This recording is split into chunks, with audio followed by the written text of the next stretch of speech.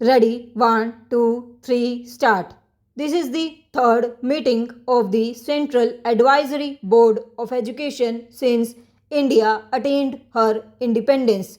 It is now necessary, in the light of experience we have gained in the last 3 years, to consider carefully and dispassionately our hopes and plans for the education of free India in the coming years. It was but natural that after the attainment of freedom we should have considered ambitious programs for the expansion of our national education. This was necessary as education is one of the most important of our nation building activities. We had also to make special efforts to wipe out the deficiency in education created by over 100 years of foreign rule. It was in this spirit that the Ministry of Education prepared a program of work for the next 10 years. It was obvious that we had to build our educational structure from its very basis and improve it both qualitatively and quantitatively. The number of our literates was and is lamentably low. Even the literacy that is imported is not of the highest quality. In view of the demand for an all round expansion and improvement, it became necessary to fix an order of priorities so that our limited resources were not frittered away in attempting too many things simultaneously. You will remember that it was with this object in view that the Ministry of Education, with your general support, proposed that our immediate objectives should be four, namely 1. The provision of basic education on a universal, free, and compulsory basis for all our school going children. 2. The provision of adult education in order to wipe out the colossal illiteracy of our masses. 3. Improvement and expansion of technical education in order to solve the problem of manpower for industrial and technical development.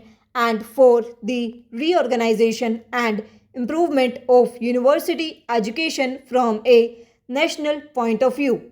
Para, the post war development plan laid down that it would take 40 years to implement a scheme of basic education and cost the nation a sum of rupees 8,000 crore at the rate of about rupees 200 crore a year.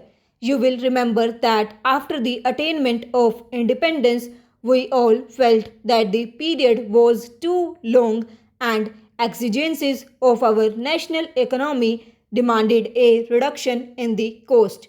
We realized that lack of finance was not the only obstacle in our way. Para, you considered these reports last year's and generally approved of the recommendations. I agree with your views and feel that in the light of the modifications suggested, we may prepare our programs on the basis of cooperation between the state and the people so that the state may extend the necessary facilities and services on the one hand and the people on the other supplement on a voluntary basis the efforts of the state. To improve our standards of technical education, the program that we had envisaged was the establishment of four higher technological institutes in addition to the strengthening of existing institutions. Considerations of finance did not permit us to start with all the four, but we thought that at least a beginning should be made. The Eastern Higher Technological Institute near Calcutta was taken in hand, though even waiting for the construction of all the necessary buildings.